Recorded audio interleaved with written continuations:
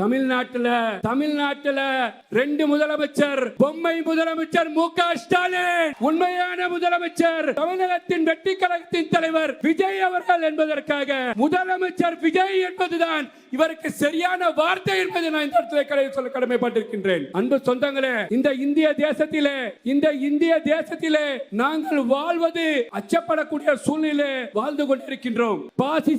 பாஜக அரசாங்கம் எங்களை இந்த நாட்டை விட்டு அப்புறப்படுத்த வேண்டும், இந்த இந்திய தேசத்தை விட்டு அப்புறப்படுத்த வேண்டும். இவன் டவுட்ஃபுல் சிட்டிசன், இந்த நாட்டுக்கு சொந்தக்காரன் கிடையாது, இவர்கள் எல்லாம் வெளியில் போக வேண்டும் என்று சொன்னபோது தமிழகத்தின் வெற்றி கழகத்தின் தலைவர் மரியாதைக்குரிய விஜய் அவர்கள் யாரை பார்த்து, இந்த மண்ணில் மனிதர்களை பார்த்தா, இந்த இஸ்லாமியர்களை பார்த்தா, இந்த அண்ணன்மார்களை பார்த்தா, இந்த தம்பிமார்களை பார்த்தா, நீங்கள் என்ஆர்சியையும் சிஆரையும் கொண்டு வந்தீர்கள் என்று சொன்னால் போடா போடா போடா, மத்தியில் மோடி ஆட்சி போடா என்று சொல்லி என்ஐஏ சிஐஏ கண்டித்து குரல் கொடுத்தவர் தமிழகத்தின் வெற்றி கழகத்தின் தலைவர் விஜய் அவர்கள்.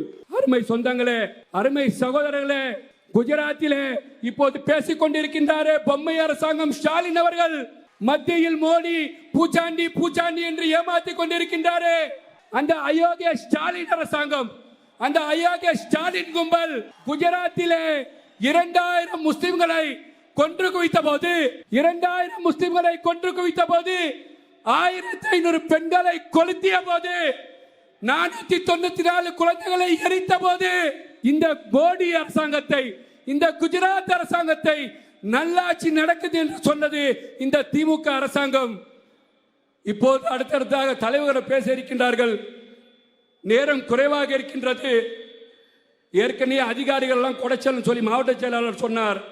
அதிகாரி என்னதான் குடைச்சல் வைத்தாலும் ஆண்டவனே நம்ம பக்கம், மழை வராமல் இந்த கூட்டத்தை மிக சிறப்பாக நடத்தி கொண்டிருக்கின்றது. ஆகையால் இந்த வரும் காலத்திலே அன்னை நாடே அயலா ஆதிக்கத்தை அளித்த, அன்னை நாடே மோடி ஆதிக்கத்தை அளிக்க, அன்னை நாடே ஸ்டாலின் ஆதிக்கத்தை ஒழிக்க, அன்னை நாடே உதயநிதி ஆதிக்கத்தை ஒழிக்க எங்களுக்கு கிடைத்த பரிசு இடையூறு சிறைசாலை.